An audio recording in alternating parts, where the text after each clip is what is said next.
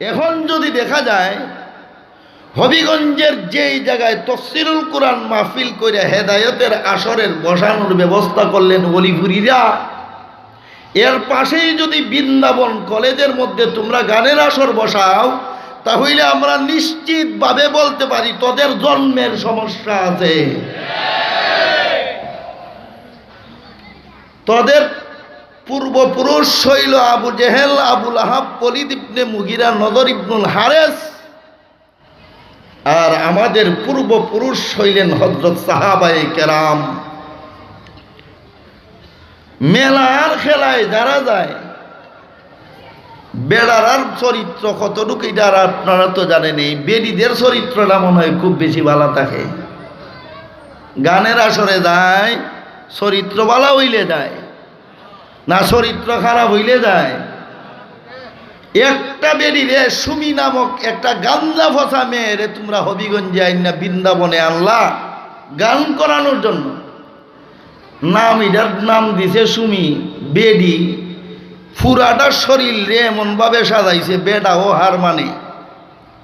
আমি একবার ছবিটা দেখিয়া ভাবছিলাম যে ইডারে কোনো মাদারের বন্ডার সাথে মিলাইয়া দিলে বুঝুই তুইব, মাদারে ইডারে ভালাইলে ঠিক হইব। একটা সুমিরে আনার জন্য তোমরা হবিগঞ্জের পবিত্র জায়গায় বৃন্দাবন কলেজে তোমরা গানের আসর বসাইলা। এই মাসেই তো জানেন না? জানেন না? কে কে জানেন হাত উঠান। সবাই জানেন এই মাসের শুরুতেই বৃন্দাবন কলেজে যে গানের আসর বসাইল, দিনে না রাত্রে? গানের আসর বসাইয়া যেই সমস্ত শত শত মেয়ে আসছিল, চরিত্র নিয়ে যাইতে পারছে না চরিত্র ধ্বংস হইছে? একটা মেয়েও কাপড় ভালো নিয়ে যাইতে পারে নাই। কেন? কোরআনের আসরে না গানের আসরে? গানের আসরে। এর দ্বারা কোরআন হাদিসের দলিল দিয়া বুঝানি লাগে না, তফসির কইরা বুঝানি লাগে না। কোনটা হালাল আর কোনটা হারাম কোরআন দিয়া হাদিস দিয়া বুঝানি লাগে না। সমাজের চরিত্রে দেখলেই বোঝা যায় যেই কলেজের মধ্যে পবিত্র চরিত্রের সন্তান জন্ম হইয়া ভবিষ্যৎ সন্তান, পবিত্র সন্তান জন্ম দেওয়ার কথা ছিল, সেই কলেজে গানের আসর বসাইয়া মেয়েদের চরিত্র নষ্ট করে তোমরা পরিচয় দিয়েছ তোমরা রসুলের যুগের মুশরিকদের সুসন্তান। তোমরা মনে করছো অলিপুরী সাহেব, সংগ্রাম পরিষদ সহ ওনার যারা আছে ওনারা প্রতিবাদ করেছেন, শেষ আমরা গায়ের দূরে করিয়া নিছি। এমন করছো তোরার মা মইনের ইজ্জত ঠিক থাকে নাই। আলেম উলামারে বিদ্যাঙ্গুলি দেখাও। আলেম উলামারে বিদ্যাঙ্গুলি দেখানোর চেষ্টা করলে গড়ের বেড়ির চরিত্র ভালো থাকবে না।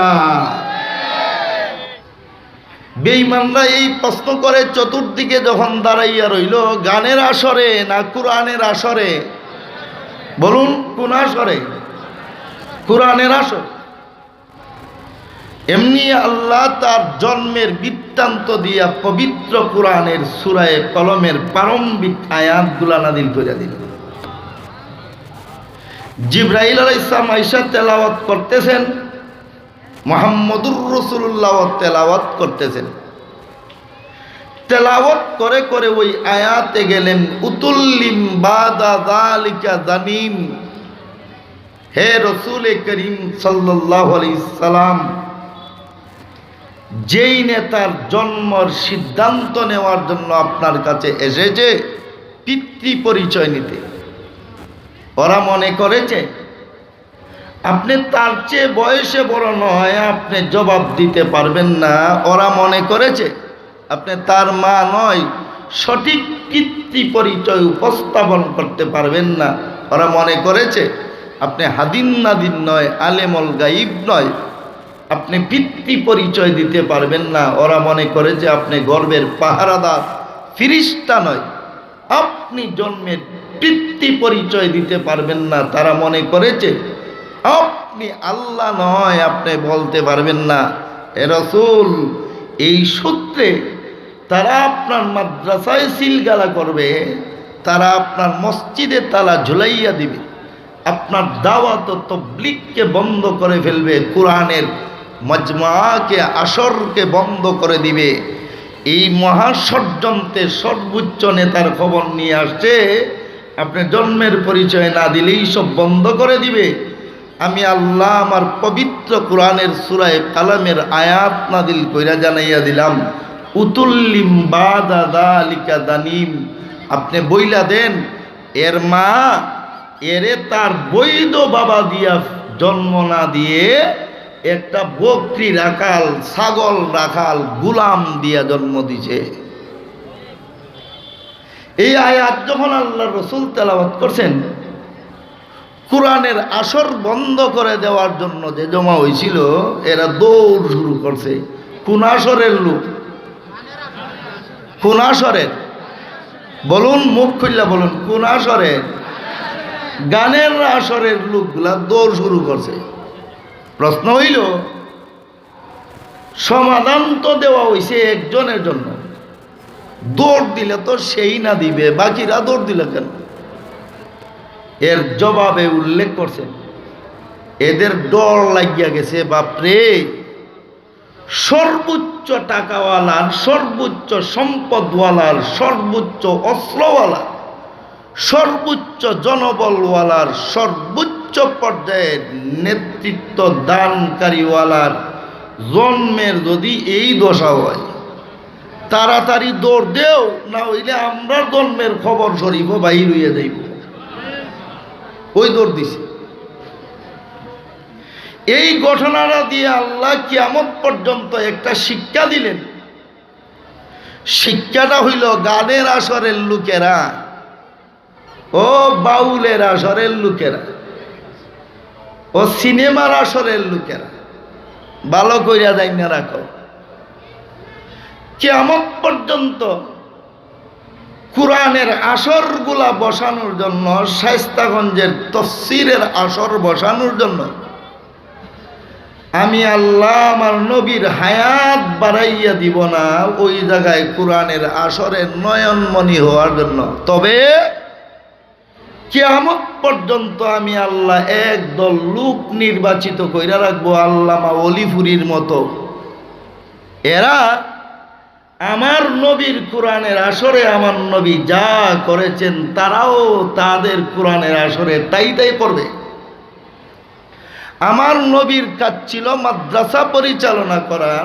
অলিফুরির মতো ব্যক্তিদেরকে আমি আল্লাহ কিয়ামত পর্যন্ত বানাইয়া রাখবো, নূরে মদিনার মতো মাদ্রাসা কইরা কোরআনের শিক্ষা সম্প্রসারণ পদ্ধতি চালু রাখা।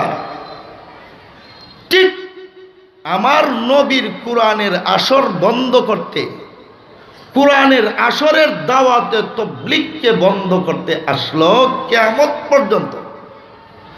দাওয়াতে তাবলীগের কাজ পরিচালনার জন্য ওয়ারাসাতুল আম্বিয়া, আমার বান্দাদের একটা জামাত, আমি আমার নবীর উম্মতের হক্কানি রব্বানি উলামায়ে কেরাম, অলিফুরি শব্দের মতো একটা জামাত আমি আল্লাহ হেফাজত করে রাখবো। আমার নবীর যেই যেই কাজ তাদেরও হবে সেই সেই কাজ। আমার নবীর কোরআনের আসরে আইসা বাধা দেওয়ার কারণে যেইভাবে তোমাদের সর্বোচ্চ নেতা লিডারের জন্মের অসততা, জন্মের অবৈধতা প্রমাণিত হয়েছে, কিয়ামত পর্যন্ত অলিফুরির মতো লোকেরা মাদ্রাসা চালাবে, অলিফুরের মতো লোকেরা কোরআনের আসর বসাবে, অলিপুরীর মতো লোকেরা দাওয়াতে তাবলীগের কাজ পরিচালনা করবে। কেউ যদি তাদের ওইগুলাতে বাধা দেয়, জায়গা রাইখো, ওই সর্বোচ্চ নেতা ওলীদ ইবনে মুগীরার জন্ম যেভাবে অবৈধ, তাদেরও জন্ম অবৈধ। কোরআনের দাওয়াতের বিরোধিতা করে, তাফসীরুল কোরআন মাহফিলের বিরোধিতা করে, মাদ্রাসার বিরোধিতা করে, জাইন্না রাখো তোমার জন্ম সমস্যা আছে মিয়া। তুমি তো অলিফুরির বিরোধিতা করো না, তুমি বিরোধিতা করেছ মুহাম্মদুর রাসূলুল্লাহ সাল্লাল্লাহু আলাইহি ওয়াসাল্লামের। মুহতারাম হাজিরিন, এখান থেকে আরেকটা বিষয় সুস্পষ্ট হইয়া যায়। হবিগঞ্জবাসীরে তফসির কইরা বুঝানির জন্য কোরআনের আসর শিরিষতলার মাঠও বসায় অলিপুর হিসাব। হবিগঞ্জের লোকদেরকে পবিত্র কোরআনের বিধান বুঝাইয়া দেওয়ার জন্য স্টেডিয়ামের সামনে রাজনগরে বিভিন্ন জায়গায় তফসিরের আসর বসাইল। মানুষকে গুমরা করার জন্য না হেদায়েতের পথ দেখানোর জন্য? মুখ খুললা বলেন। হেদায়েতের পথ দেখানোর জন্য। নবীর যুগের হেদায়েতের পথ দেখানোর ব্যবস্থা ছিল কোরআনের আসর, দাওয়াতে তাবলীগ। বর্তমান যুগের কোরআনের আল্লাহর দ্বীনের হেদায়েতের পথ গানের আসর না কোরআনের আসর? কোরআনের আসরের বিরোধিতা করেছিল নবীর যুগে গানের আসর দিয়া। এখন যদি দেখা যায় হবিগঞ্জের যেই জায়গায় তফসিরুল কোরআন মাহফিল করে হেদায়েতের আসরের বসানোর ব্যবস্থা করলেন অলিপুরীরা, এর পাশেই যদি বৃন্দাবন কলেজের মধ্যে তোমরা গানের আসর বসাও, তাহলে আমরা নিশ্চিতভাবে বলতে পারি তোদের জন্মের সমস্যা আছে। তোদের পূর্বপুরুষ হইল আবু জেহেল, আবুল আহাব, ওলীদ ইবনে মুগিরা, নদর ইবনুল হারেস, আর আমাদের পূর্বপুরুষ হইলেন হযরত সাহাবায়ে কেরাম। মেলার খেলায় যারা যায়, বেড়ার চরিত্র কতটুকু এটা আপনারা তো জানেন। এই বেড়িদের চরিত্রটা মনে হয় খুব বেশি ভালো থাকে। গানের আসরে যায়, চরিত্র ভালো হইলে যায় না চরিত্র খারাপ হইলে যায়? একটা বেড়িরে সুমি নামক একটা গাঞ্জা ফসা মেয়েরে তোমরা হবিগঞ্জে আইনা বৃন্দাবনে আনলা গান করানোর জন্য। এটার নাম দিছে সুমি। বেডি পুরাটা শরীর রে এমনভাবে সাজাইছে বেডা ও হার মানে। আমি একবার ছবিটা দেখিয়া ভাবছিলাম যে ইডারে কোনো মাদারের বন্ডার সাথে মিলাইয়া দিলে বুঝুই তুইব, মাদারে ইডারে ভালাইলে ঠিক হইব। একটা সুমিরে আনার জন্য তোমরা হবিগঞ্জের পবিত্র জায়গার বৃন্দাবন কলেজে তোমরা গানের আসর বসাইলা। এই মাসেই তো, জানেন না? জানেন না? কে কে জানেন হাত উঠান। সবাই জানেন। এই মাসের শুরুতেই বৃন্দাবন কলেজে যে গানের আসর বসাইল, দিনে না রাত্রে? গানের আসর বসাইয়া যেই সমস্ত শত শত মেয়ে আসছিল, চরিত্র নিয়ে যাইতে পারছে না চরিত্র ধ্বংস হইছে? একটা মেয়েও কাপড় ভালো নিয়ে যাইতে পারে নাই। কেন? কোরআনের আসরে না গানের আসরে? গানের আসরে। এর দ্বারা কোরআন হাদিসের দলিল দিয়া বুঝানি লাগে না, তফসির কইরা বুঝানি লাগে না। কোনটা হালাল আর কোনটা হারাম কোরআন দিয়া হাদিস দিয়া বুঝানি লাগে না।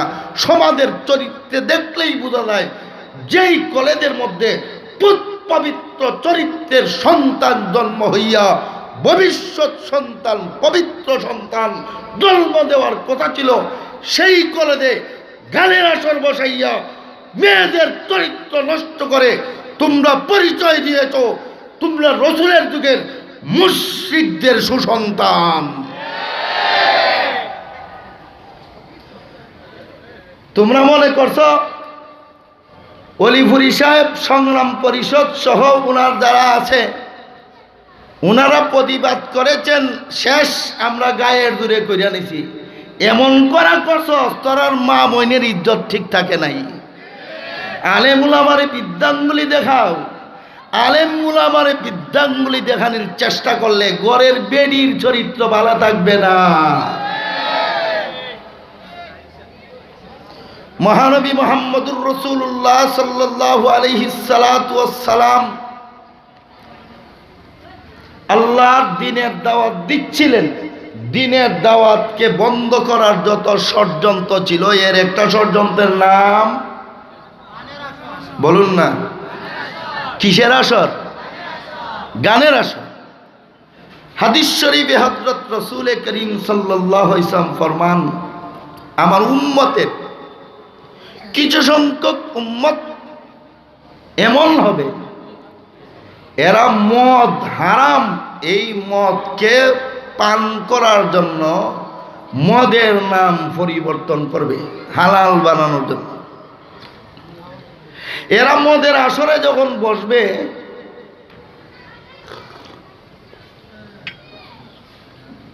এরা যে শুধু মদ খাইয়া ঠাল হইয়া থাকবো এমন নয়। আল্লাহর রসুল বলেন এরা যেই মদের আসরে থাকবে এই মদের আসরে গায়িকাদের গান বাজতে থাকবে। কি বাজতে থাকবে বলুন না, কি বাজতে থাকবে? গান বাজতে থাকবে।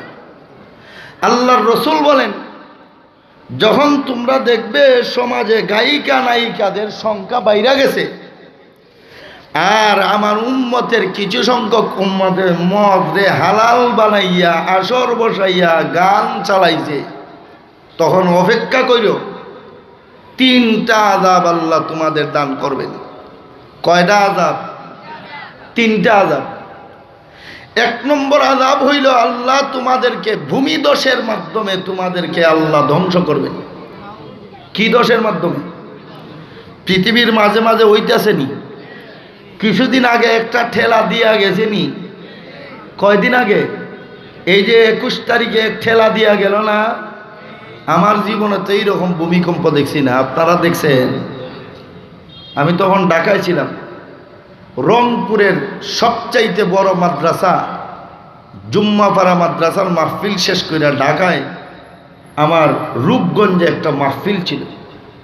আমি সকালে আইসিয়া যখন জুম্মার প্রস্তুতি নিচ্ছিলাম এমন সময়, আপনারা তো সবাই দেখছেন এই অবস্থা কি। মুহতারাম হাজিরিন, এই যে ভূমিকম্পগুলা হয় কেন? জিনার কারণে। কিসের কারণে বলুন? কিসের কারণে? শুধু আগুন লাগে, অমুক বাড়িতে আগুন লাগে, অমুক বাজারও আগুন লাগে, অমুক দোকানও আগুন লাগে, বারবার আগুন লাগে। কয় আগুন লাগে অমুকের দোষে, আসলে অমুকের দোষে না গুনার কারণে। কি গুনাহ? জিনার গুনাহ। কিসের গুনাহ বলুন? জিনার গুনাহ। এর বাস্তব একটা ঘটনা আপনাদের শোনাই। চরমোনাইর মরহুম পীর সাহেব, বর্তমান পীর সাহেবের বাপ মরহুম পীর সাহেব, ব্রাহ্মণবাড়িয়ার বড় হুজুর মুফাসসির হুজুর জীবিত থাকা অবস্থায় ওই সময় ব্রাহ্মণবাড়িয়াতে প্রায় সময়ই আসতেন মরহুম চরমোনাইর পীর সাহেব হুজুর রহমতুল্লাহ আলাইহি। এক এলাকায়, আমি নাম বলবো না, একটা গ্রামে প্রতি বৎসর আগুন লাগে। গ্রামের এক মাথা থেকে আগুন লাগে, লাগিয়া একবারে শেষ মাথা পর্যন্ত জ্বলে। কোথায়? আমাদের পার্শ্ববর্তী জেলা ব্রাহ্মণবাড়িয়ায় এক মাথায় আগুন লাগে আর গ্রামের শেষ মাথায় গিয়ে আগুন শেষ হয়। বছরে কয়বার বলেন না? একবার। পুরা জীবনে একবার যদি বাড়িঘর জ্বলে এদেরই অস্তিত্ব থাকে না, তো বছরে বছরে যদি বাড়িঘর জ্বলে এদের অস্তিত্ব কেমন থাকবো? অস্তিত্ব বড় ভয়ঙ্কর। অস্তিত্ব বড় ভয়ঙ্কর। প্রতি বছরই আগুন লাগে আর এই আগুন থেকে বাঁচার জন্য বড় বড় হুজুর নিয়ে তারা দোয়া করায়, মাহফিল করায়, কাজ হয় না। এক পর্যায়ে ব্রাহ্মণবাড়িয়ার বড় হুজুর রহমতুল্লাহি আলাইহি ওই গ্রামবাসীরে বললেন, তোমরা একটা কাজ করো, চরমোনাই ফজলুল করিম রে আইনা একটা দোয়ার ব্যবস্থা করো। মরহুম পীর সাহেবরে দাওয়াত করে আনা হইল। আইনা পুরা গ্রামবাসী যখন পুরা হিস্ট্রি শুনাইল তাদের আগুনে জ্বলার ঘটনা, পীর সাহেব হুজুর কিছু সময় মুরাকাবা করলেন। মুরাকাবার পরে তিনি বললেন, এই গ্রামের ভিতরে আফন মামি আর ভাগ্নার মধ্যে জিনার চলে। নাউজুবিল্লাহ বলবেন না? যতদিন পর্যন্ত এই জিনার কাজ বন্ধ না হবে ততদিন পর্যন্ত আগুন বন্ধ করা সম্ভব নয়। ঠিক পুরা গ্রামবাসীর নারী পুরুষদেরকে নিয়ে তওবা করানো হইল। ওই যে তওবা করিয়া তারা তাদের পাপ ছাড়ছিল, এরপরে আজ পর্যন্ত সেই গ্রামে আগুন লাগে নাই। ভূমিকম্প কেন আসে? যেই সমাজে যত বেশি জিনা হবে ওই সমাজে তত বেশি ভূমিকম্পের ক্ষতিগ্রস্ত হবে। বাংলাদেশের মধ্যে সবচাইতে বেশি ক্ষতিগ্রস্ত শহর যদি হয় তাহলে ঢাকা শহর হবে। কোন শহর? ঢাকা যেমন ফিরদের মার্কাজ, ঢাকা শয়তানেরও মার্কাজ, বন্ডদেরও মার্কাজ। ঢাকায় যাইয়া আপনি এমন কোনো সাইড পাইবেন না যেই সাইডের সর্বোচ্চটা ঢাকায় নাই। আপনি একটা লুচ্চা খুঁজেন, দেশের সবচাইতে বড় লুচ্চাটারে ঢাকায় পাইবেন। আপনি একটা জিনাকুর খুঁজেন, দেশের সবচাইতে বড় জিনাকুরটারে ঢাকায় পাইবেন। আপনি একটা দেশদ্রোহী খুঁজেন, দেশের সর্বোচ্চ রাষ্ট্রদ্রোহীকে আপনি ঢাকায় পাবেন।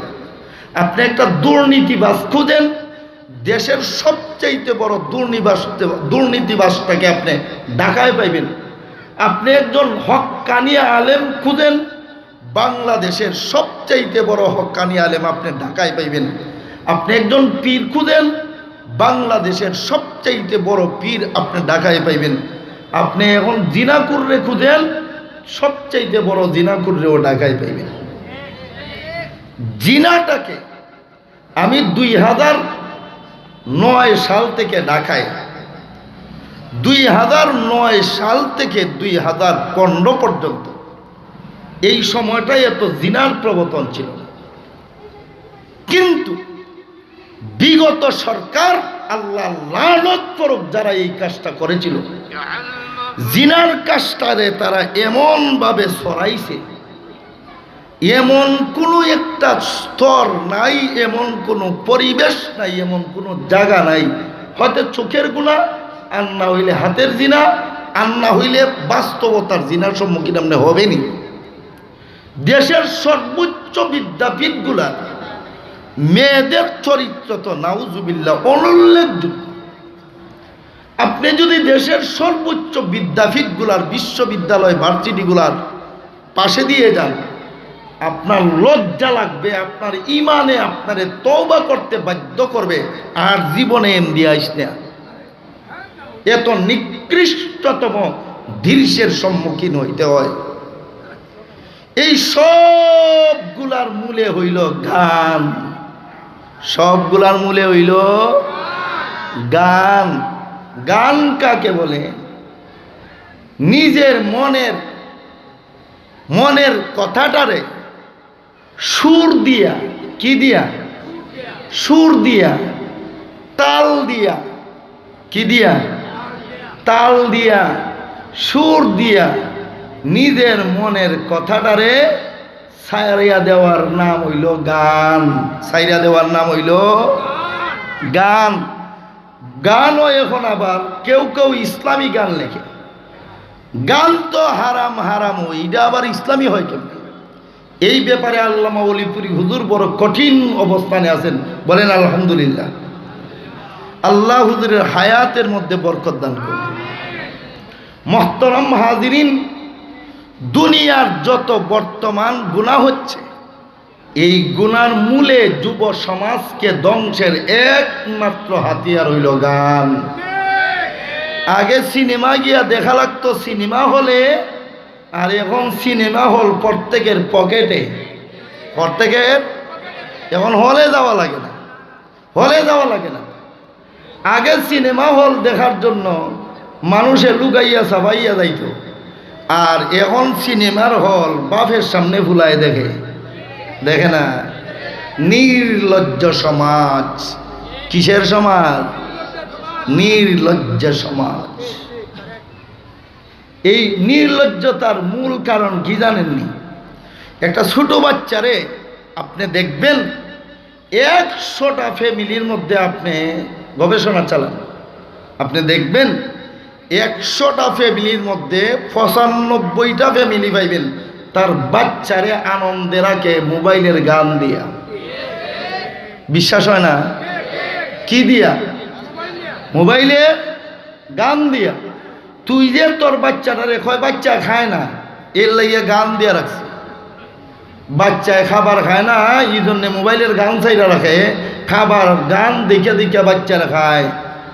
বুঝছেন নি কথাটা? গান দেখে বাচ্চা খায়।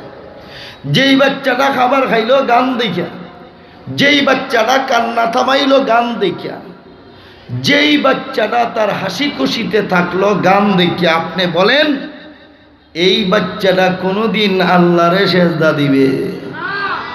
এই বাচ্চাটা কোনোদিন ওয়ারাসাতুল আম্বিয়ার কথা মানবে? এই বাচ্চাটা কোনোদিন কোরআনের আসর পছন্দ করবে না। তাহলে আপনার বাচ্চার জাহান্নাম আপনি নিজেই রেডি কইরা দিলেন। বাঁচবেন যে এমন না। পবিত্র কোরআনের এক আয়াতে আল্লাহ বলেন, হাসরের দিন সন্তানগুলা যখন তাদের আমলনামা হাতে পাইবে, বদ আমলনামাগুলা দেখিয়া সন্তানরা আল্লাহর কাছে আবেদন জানাবে, আল্লাহ আমি যে গানের আসরের লোক হইছি এমনই হইছি না, আমার জন্মের পর থেকেই আমার গানের আসরে আমার বাবায় আমার মায় মোবাইলে ডুবাই রাখছিল। এই কারণে আমি বৃন্দাবন গিয়ে আমার চরিত্র নষ্ট করছি। বুঝছেন নি কথাটা? বৃন্দাবন কলেজে যাইয়া যেই মেয়েগুলা তার চরিত্র নষ্ট করলো, এরা কি হাসরের ময়দানে আল্লাহর আদালতে দাঁড়াবে না? দাঁড়াবে না? না, এরা আর দাঁড়াইতো না। কি কন? সারা জীবনের তফসিরে কি বুঝলেন? গানের আসরে যারা যায়, সিনেমার আসরে যারা যায়, এরা হাসরের ময়দানে দাঁড়ানো লাগতো না? না লাগবো? লাগবো। মেয়েগুলা তখন আল্লাহরে বলবে, আল্লাহ রব্বানা ইন্না আতানা সাদাতানা ওয়া কুবরাআনা ফাআদাল্লুনা সাবিলা। আল্লাহ আমি যে গানের আসরে গিয়ে আমার চরিত্র নষ্ট করছি, 9 বেলার সিফার মধ্যে ফইরা যে মজা লইছি, এটা এমনই লইছি না। এটা আমার জন্মের পর থেকেই আমার মা বাবাই আমারে শিখাইছে, এর লাগে এটা ওইখানে দিয়ে বাস্তবায়ন করছে। ঠিক না বে ঠিক? এ মোবাইলও দেখলো, এক ছেলে আরেক মেয়ে, এক নায়কে আরেক নায়িকা, এক এক এক বাউলে আরেক বাউলে দইরা এই করে সেই করে। এটা তো শুধু দেখলো, বাস্তবে কামাই করছে নি? বাস্তবে পাইছে? পাইছে না? ছোটবেলার থেকে দেখা দেখা দেখা দেখা টার্গেট করতেছে, হ্যাঁ কেমনে কামাইটা করবো, শিকারটা করবো। যেই মাত্র উপযুক্ত বয়সে বৃন্দাবন কলেজে ভর্তি হয়েছে, ওই শিকারের তার সময় আইছে। এই জন্য দায়ী কে? সন্তান না মা বাবা? তাহলে আজকে অন্তত পক্ষে একটা তওবানি আমরা করতে পারবো যে আমার বাচ্চাদের কাছে ছেলে মেয়ের হাতে টাচ মোবাইল উঠাইয়া দিব না। এই প্রতিজ্ঞা অন্তত আল্লাহর দরবারে আমি করলাম। আর কে আছে? আল্লাহ সবাইকে কবুল করুন। ওয়াদা দিছেন তো ইনশাআল্লাহ? হাত উঁচা করে রাখেন। সবাই ওয়াদা দিছেন? আল্লাহ সবাই ওয়াদারে কবুল করুন। এই গানের আসর থেকে যদি হেদায়েতের আসর, কোরআনের আসরে আসে, তার লাভটা কি হবে জানেন? আর যদি কোরআনের আসরের বাচ্চাটা গানের আসরে যায়, তার ক্ষতিটা হবে কি জানেননি? হাসরের মাঠে সন্তানে বলবে, আল্লাহ আমার গানের জীবন গঠন করে আজকে আমার জাহান্নামে যাওয়া লাগতেছে। আল্লাহর কোরআনের বর্ণনা।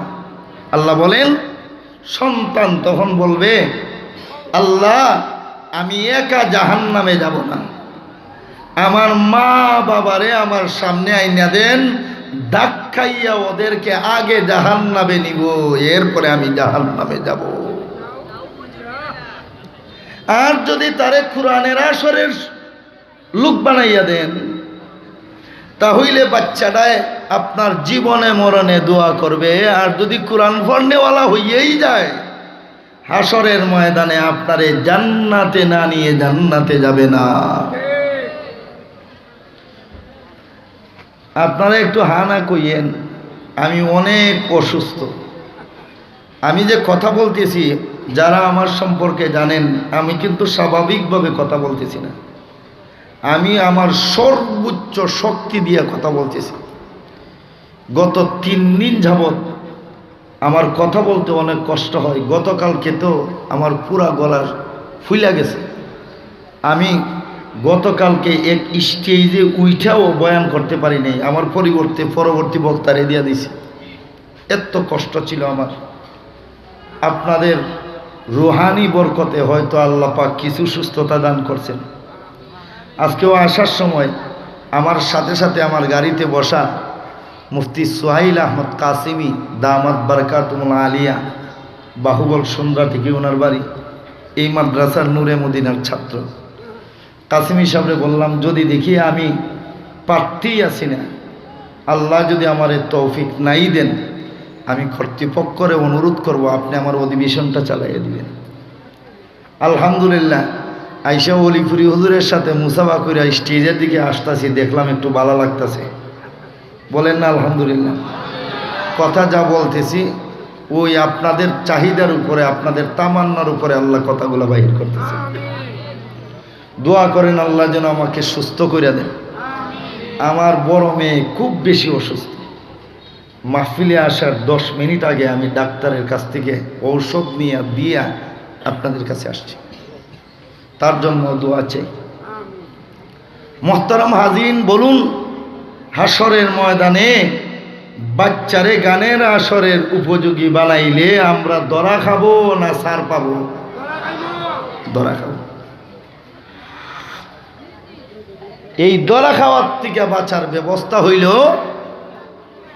বাচ্চারে কোরআনের আসরমুখী করা না গানের আসরমুখী করা? কোরআনের আসরমুখী করা।